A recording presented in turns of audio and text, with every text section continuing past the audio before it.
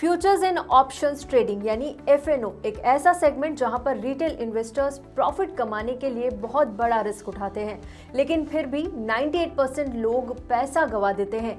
इसी लॉस से लोगों को बचाने के लिए अब मार्केट रेगुलेटर सेबी जल्द ही रिटेल एफएनओ ट्रेडर्स के लिए सूटेबिलिटी टेस्ट या सूटेबिलिटी एग्जामिनेशन ला सकता है। इस एग्जामिनेशन को लाने का सेबी का मकसद ये है चेक करना है कि एफएनओ में ट्रेड कर रहे रिटेल इन्वेस्टर्स के पास पर्याप्त फंड और जोखिम का पूरा नॉलेज है या नहीं।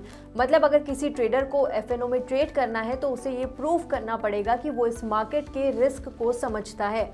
एनडीटीवी प्रॉफिट को मिली जानकारी के मुताबिक अभी ये कमेटी के एजेंडे में है।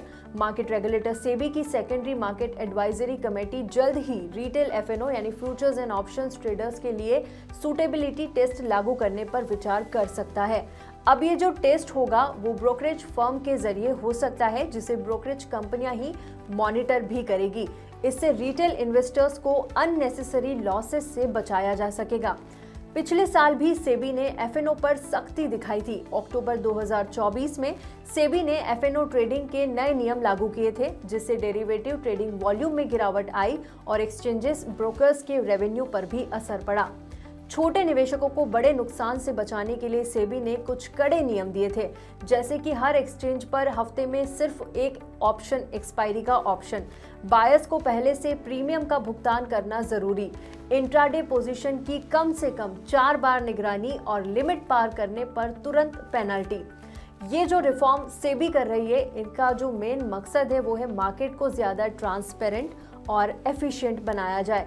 जैसे इंडेक्स डेरिवेटिव्स के लिए मिनिमम कॉन्ट्रैक्ट वैल्यू 15 लाख रुपए कर दी गई, जिससे केवल सक्षम निवेशक ही इसमें भाग ले सके। जो ट्रेडिंग स्टैंडर्ड्स है उनको इम्प्रूव करेगा।